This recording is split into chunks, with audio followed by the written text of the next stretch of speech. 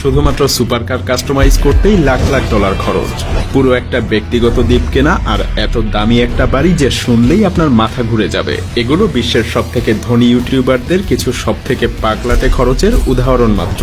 প্রতি মাসে এসব ইউটিউবার এত পরিমাণ অর্থ উপার্জন করে যেন তারা বিলিয়নারদের থেকেও বেশি খরচ করে দুই হাত ভরে। যেমন ধরুন, পুলের ধারে যে জিনিসটা দেখছেন ওটার দাম জেক পলের হিসাব মতে তার পুরো বাড়ির দ্বিগুণ। ভাবতে পারেন দুনিয়ায় এমন মাত্র 3টা আছে, আর সেটা কিনতে জেককে গুনতে হয়েছে প্রায় 12 লাখ ডলার। কিন্তু যদি ভাবেন যে ওই মহাকাশচারীর মূর্তিটাই সবচাইতে বেশি চমকপ্রদ, তাহলে পুরো বাড়িটাকে একবার দেখুন। জেক এই প্রাসাদসম বাড়িটার নাম মজা করে রেখেছে তাজ ম্যাপল। প্রায় 12,800 বর্গ ফুটের এই কম্পাউন্ডে আছে 8টা শয়নকক্ষ, একটা গেস্ট হাউস, 6টা গাড়ির গ্যারেজ, আর পুরো পুয়ার্তো সবচাইতে বড়সড় একটা টিভি। বাড়িটা এতটাই বড় যে ভেতরে ঘুরতে গেলে আপনাকে মানচিত্র নিয়ে নামতে হবে। আর এমন রাজকীয় জীবনের দামও কিন্তু রাজকীয়। এই বাড়ি কিনতে জেকের খরচ করতে হয়েছে প্রায় 1.6 কোটি ডলার, যার পুরোটাই জ্যাক অর্জন করেছে তার কন্টেন্ট থেকে। আমাদের দেশের কন্টেন্ট ক্রিয়েটররাও কিন্তু কম যায় না। আমাদের সামনে থেকেই শূন্য থেকে শুরু করে নিজেদেরকে নিয়ে গিয়েছে অনন্য উচ্চতায়। পল পরিবারের আরেক সদস্য লোগান পল যেন আরো বড়সড় কাণ্ড ঘটিয়েছেন। আমি আসলে প্রাগৈতিহাসিক ডাইনোসরের কথা বলছি। ওটা প্রায় 66 মিলিয়ন, মানে প্রায় 6 কোটি 60 লক্ষ বছর আগের একটা ট্রাইসেরাটপস ডাইনোসরের খুলির কঙ্কাল। জিনিসটা জাদুঘরে বা গবেষকদের কাছে না থেকে লোগানের বসার ঘরেই শোভা পাচ্ছে, যার দাম প্রায় 15 লক্ষ ডলার। ডাইনোসরের কথা উঠতেই লোগানের পোকেমন কার্ডের প্রীতির কথাও বলতে হয়, কারণ গত কয়েক বছরে লোগান পোকেমন কার্ড সংগ্রহের জন্য একেবারে পাগল হয়ে উঠেছেন। এতটাই যে 2022 সালে তিনি 35 লক্ষ ডলার খরচ করে এক গাদা নকল কার্ড কিনে ঠকেছিলেন। হ্যাঁ, লাখ লাখ ডলার খরচ করে শেষে জোটে কিছু ফেক কার্ড।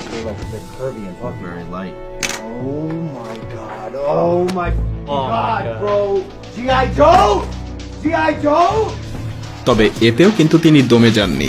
মাত্র 6 মাস পরেই লোগান কিনে ফেললেন সবচাইতে মূল্যবান পোকেমন কার্ড পিকাচু ইলাস্ট্রেটর। এই এক টুকরো কার্ডবোর্ডের দাম প্রায় 53 লক্ষ ডলার, আর লোগান সেটাকে গলায় চেইনে বেঁধে ঘুরছেন। লোগান যখন ভূমি কাঁপিয়ে বেড়াচ্ছেন, পিউডিপাই তখন আকাশ ধাপিয়ে বেড়াচ্ছে। ফেলিক্স আরভিদ পিউডিপাই তিনি এমন একজন যার প্রিয় পোষা কুকুর যেতে না পারলে তিনি কোথাও যাবেন না। 2022 সালে জাপানে স্থায়ী হওয়ার বড়দিন যখন আসে, তখন এক বড় সমস্যা দেখা দেয়। পিউডিপাইয়ের পগ জাতের কুকুর এডগার আসলে এতটাই আহ্লাদের ছিল যে তার ওজন বেশ বেড়ে গেছে, ফলে কমার্শিয়াল ফ্লাইটে তার যাওয়ার কোনো উপায় নেই। প্রাইভেট জেটই তার জন্য একমাত্র সমাধান ছিল। আর বলতে গেলে প্রাইভেট জেটে চড়া তাদের জন্য সত্যিকারের গেম চেঞ্জার ছিল। এই এক ফ্লাইটের জন্যই পিউডিপাইয়ের খরচ করতে হয়েছিল প্রায় 80,000 ডলার। ভাবা যায়? আইশো স্পিড পোষা কুকুরের পেছনে এমন বিশাল খরচের প্রসঙ্গ যখন উঠল, তখন আমাদের আইশো স্পিডের কথাও একটু বলা দরকার। ছেলেটা আসলে সম্পূর্ণ পাগলাটে, এতটাই পাগল যে সে রোবলক্স গেমের ইতিহাসের সবচাইতে দামি আইটেমটাই কিনে ফেলেছিল, তাও কিনা ভুল করে। ভাবুন তো, 2,20,000 ডলার নিয়ে লটারির ইনিমিনি মাইনিমো গেম খেলেছে কেউ?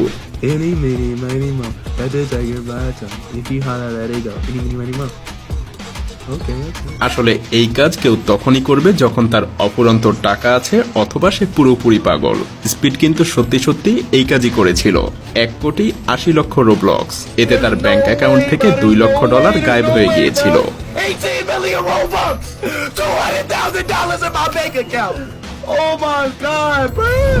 জেডএসি ইউটিউবার জেডএসি একবার 1,10,000 ডলার খরচ করে কিনেছিলেন পৃথিবীর সবচাইতে দামি কলম। আর মজার ব্যাপার কি জানেন? জিনিসটা আসলে ভীষণ সাধারণ। এত টাকার বিনিময়ে অন্তত হীরায় মোড়া থাকা উচিত, অথবা সেটার নিজে থেকেই লেখা উচিত, এমনটাই আশা করেছিল সবাই। কিন্তু না, ওটা স্রেফ একটা কলম, সঙ্গে কালি পর্যন্ত দেওয়া হয়নি। ভাবা যায়? এবার দেখি ইউটিউবার আনস্পিকেবল তার অর্থ দিয়ে কি কাণ্ড করছেন, বলতেও যেন জিভে আটকায়। তিনি চেয়েছিলেন এমন একটা বাড়ি যেখানে তার সমস্ত ভিডিও শুট করা যাবে, তাই কিনে ফেলেছেন একটা বিশাল মেগা ম্যানশন, তাও একেবারে একটা ব্যক্তিগত দ্বীপের উপরে। শহরের কোনো অভিজাত পাড়ার বাড়ি না। এই লোক এত ধনী যে আস্ত একটা রিসোর্টই কিনে নিয়েছেন বলা যায়। Alright, so here's the bridge right here. As you can see, there's water below us, and there's also a beach and an island that we're building. Oh yeah! বাড়ির ভেতরটাও কোনো অংশে কম না। আছে 5টা বেডরুম, গেমস রুম, নিজস্ব movie theatre, এবং মজাটা যেন এখানেই শেষ না, কারণ আসল মজা বাড়ির বাইরে। ভাবুন তো, কারো বাড়ির বাইরে বাগান ঘিরে রয়েছে আস্ত একটা লেক। লোকটা চাইলেই নিজের বাড়ির উঠানে জেট স্কি নিয়ে চক্কর দিতে পারেন। অবশ্য এমন বিলাসী বন্দোবস্ত সস্তায় আসে না। এই স্বপ্নের বাড়িটার জন্য আনস্পিকেবলের খরচ পড়েছে প্রায় $29 লক্ষ। অবিশ্বাস্য, তাই না?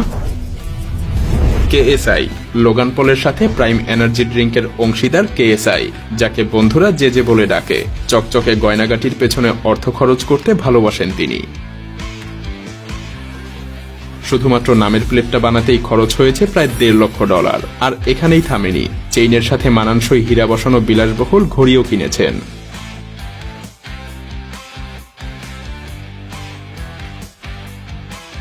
আসলে ঘড়িটা হলো ফ্যাক্টরি সেটে হীরা খচিত রোলেক্স ডেজাস্ট মডেল, যার দাম প্রায় $2 লাখ।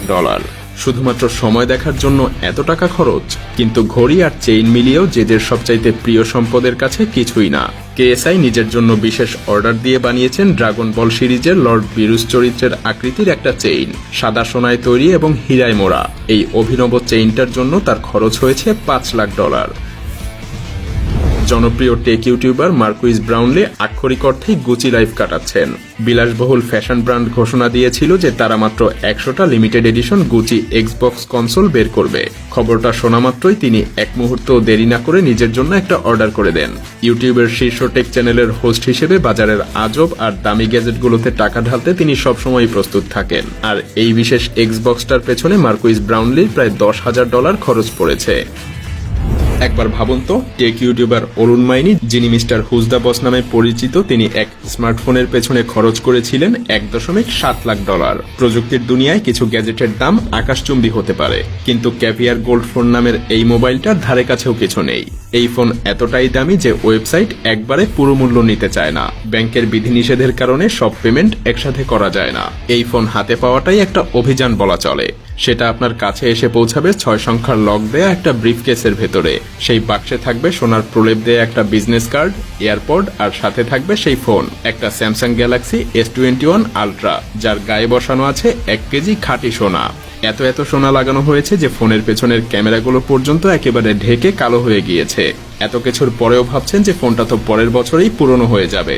চিন্তা নেই, নতুন মডেল এলেই এই ফোনটা নিজে থেকেই পরবর্তী ভার্সনের ফোন দিয়ে বদলে দেয়া হবে। কাই সেনাট তো কয়েক $1 মিলিয়ন খরচ করে একটা আস্ত বাড়ি কিনে ফেলেছেন শুধুমাত্র বাড়তি জিনিসপত্র জমা রাখার জন্য। এক স্ট্রিমে সে নিজেই হেসে বলেছিল, আমি আমার প্রথম ব্যক্তিগত বাড়িটা কিনেই ফেলেছি। ভাবা যায়, এত এলোমেলো জিনিসপত্র কিনেছে যে সেগুলো রাখতে আর জায়গা নেই। একটা আলাদা বাড়ি পর্যন্ত কিনতে হয়েছে। এমনকি কাই নিজের শখ মেটাতে $1,10,000 খরচ করে কিনেছিলেন আসল আয়রনম্যান স্যুট। অবশ্য মানতেই হবে, এই আয়রনম্যান আর্মরের ফিচারগুলো চমৎকার। সাউন্ড ইফেক্ট আছে, হাতে আলো জ্বলে, এমনকি লেজার বিমও ছড়ে। মিস্টার বিস্ট, কিন্তু কেউই মিস্টার বিস্টের মতো টাকার খেলায় দক্ষ না।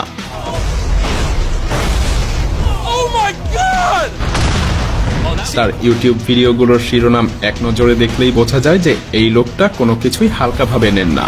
জিমি নিজেই বলেছেন, প্রতিটা ভিডিও বানাতে তার প্রায় একটা সিনেমা নির্মাণের মতো খরচ হয়।